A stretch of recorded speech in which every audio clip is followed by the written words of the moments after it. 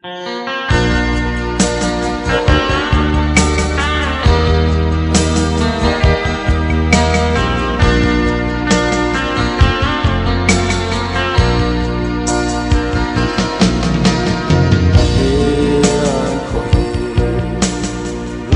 te khu mang ki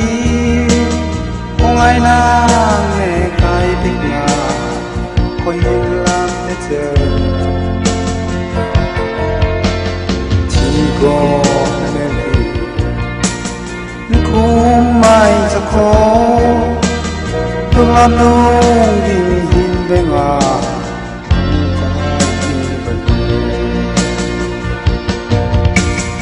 Kung ai nang ne sinh gió nhắc la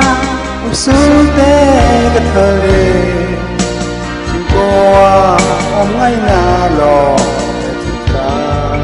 cực đi Và thế mi cực tươi nè Mi cái sinh lòi xuống Ôm năm luôn đi thâu nè Cô đời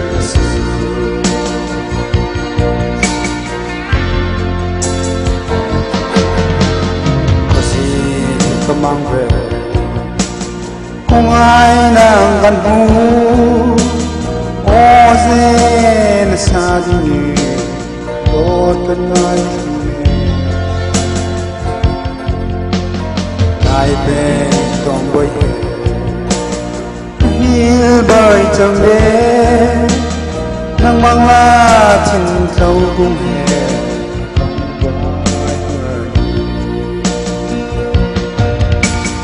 Kung ai nang ne sinh gió nước la Úc xuống tế cái thơ đê Chim cô ôm ai na lò Để chân trái cực đi Một thế mi tươi nè Ni cái gì lòi xuống Ôm năm luôn đi thâu nè Cô trời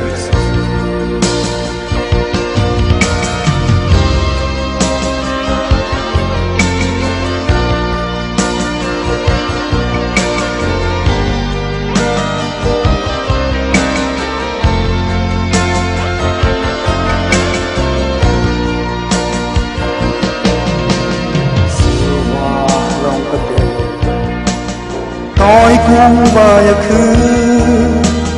Ô bay tháng phàm có mau bờ Đi cả hay bà sư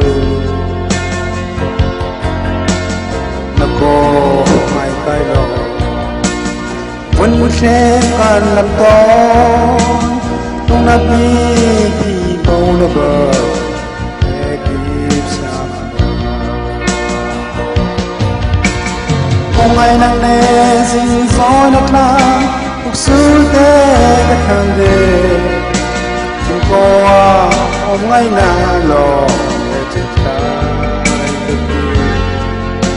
Một thế mi tươi nè Ni cái sinh gọi xuống Ôm đam luôn thâu nè Cô đời Ôm đam luôn đi thâu nè